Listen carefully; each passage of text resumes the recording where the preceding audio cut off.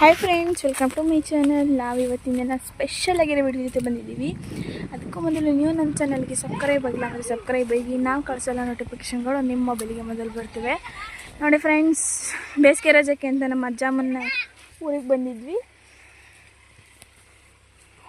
ಹೊಲದಲ್ಲಿ ಬಂದಿದ್ದೀವಿ.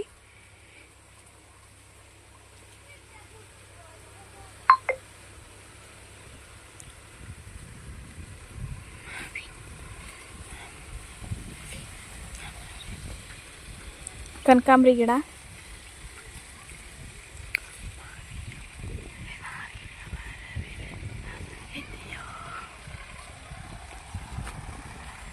ಬಾಳೆ ಗಿಡ,